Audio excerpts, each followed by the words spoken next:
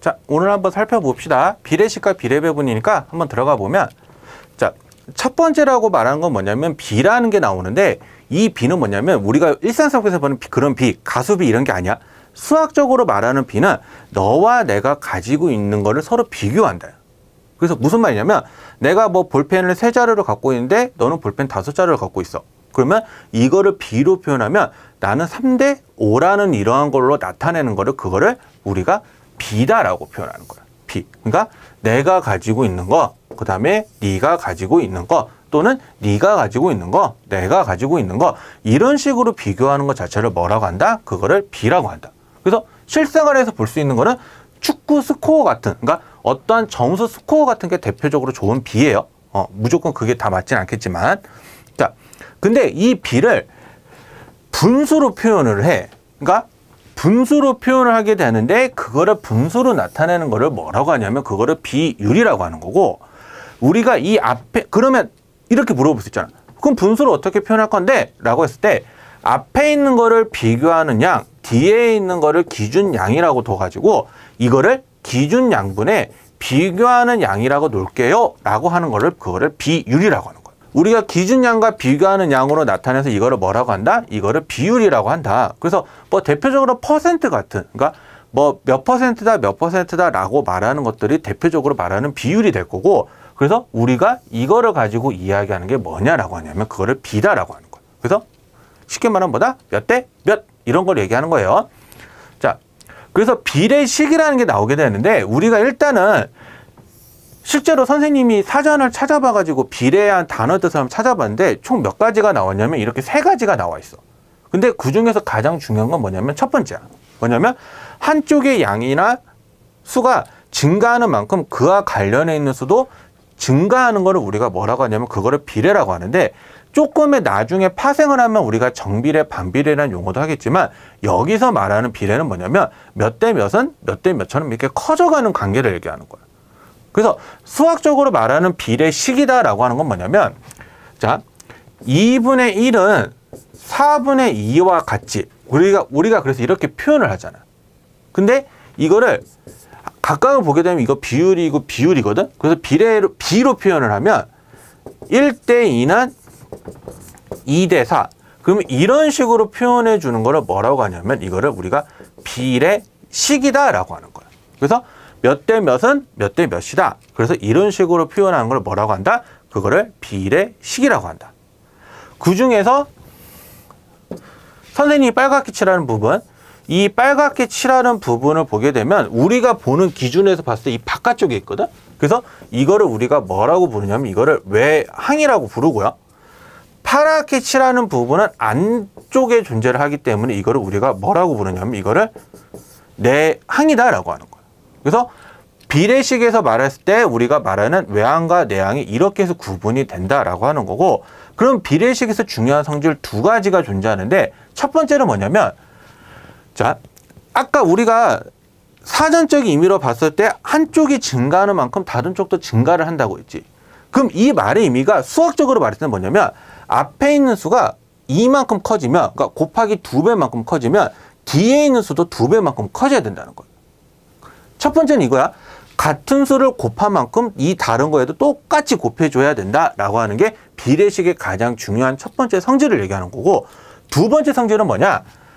외항의 곱이랑, 자, 외항의 곱이랑 내항의 곱이 서로 어떻냐라고 하는 거냐면 서로 같다라고 얘기하는 거예요. 그래서 외항의 곱과 내항의 곱이 서로 같으니까 그거를 우리가 비례식의 2번째 성질이라고 얘기하거든. 그러면 2번째 성질인데 이 2가지 성질을 이용해서 여러분들이 중학교 때 뭐 이거를 풀 때 다른 변의 길이, 아니면 이 변의 길이는 몇 대 몇이니까 이렇게 해서 만족을 하더라, 이런 것을 찾아 나가는 과정이다라고 하는 거예요. 그래서 이렇게 써먹을 수 있다라고 하는 거고, 조금 더 파생이 되면 어떤 것도 하냐면,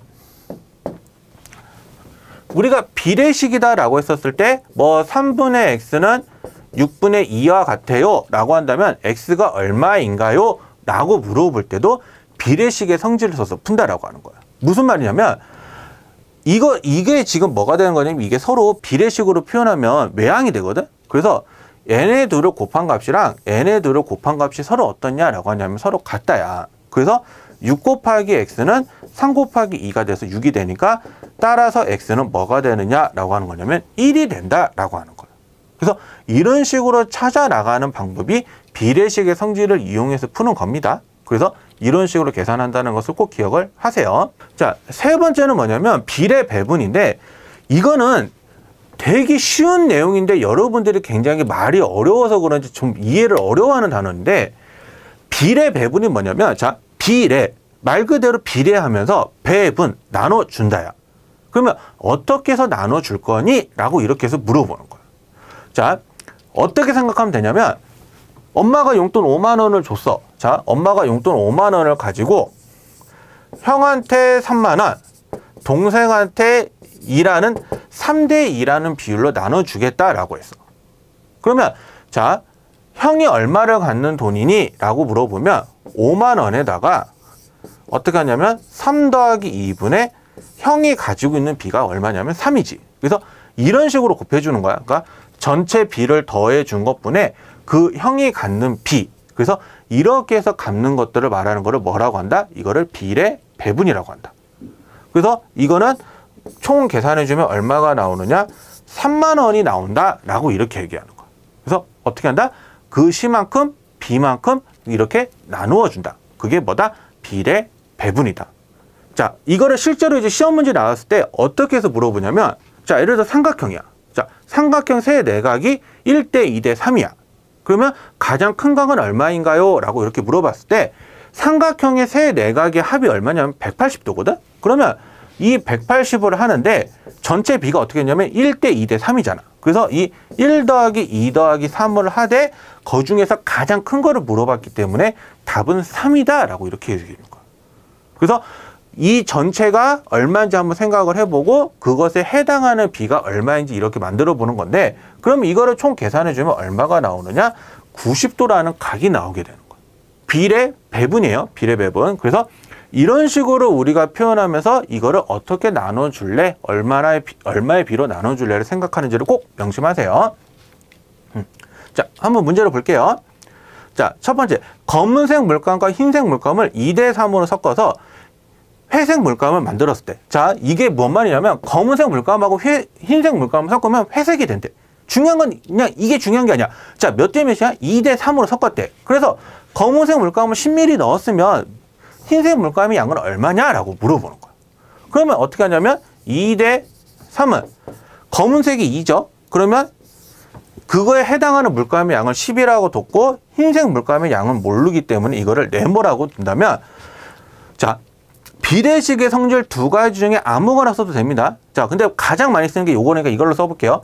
이거랑 이거의 곱이 서로 어떻냐라고 하냐면 서로 같더라. 그래서 2 곱하기 네모는 3 곱하기 10과 같으니까 이게 30이 되어서 네모는 얼마냐? 그래, 15. 그래서 흰색 물감의 양은 15ml다 라고 이렇게 얘기하는 거예요. 그래서 이런 식으로 이야기를 하는 거를 비례식의 성질로 풀었다 라고 얘기합니다. 자, 다음 문제. 자, 재석이와 명수가 사탕 20개를 가지고 있는데 4대 1로 나누기로 했대요. 그러니까 재석이가 4, 명수가 1 이렇게 가져가기로 했는데 문제에서 물어본 게 이거야. 그럼 명수가 가지는 사탕의 개수는 몇 개인가요? 라고 이렇게 하는 거야. 그래서 어떻게 하냐면 20을 자, 전체 비가 4하고 1이니까 4 더하기 1로 하되 명수가 가지고 있는 비가 얼마냐면 1이지. 그래서 총 계산해주면 얼마냐? 라고 하냐면 4다 라고 이렇게 얘기하는 거야. 그래서 이런 식으로 계산해 주는 거를 우리가 뭐다 라고 한다? 이거를 비례 배분이다 라고 한다는 것을 꼭 명심하시길 바랄게요.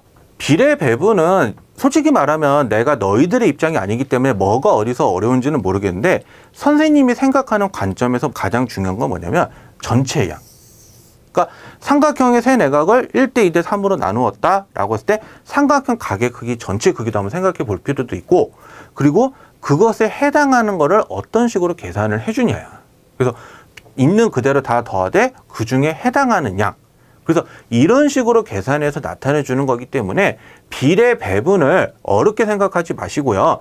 자, 전체는 이렇게 되되 요거를 더해서 해당하는 게 요거구나 라고 하는 것을 꼭 기억해 주시길 바랄게요.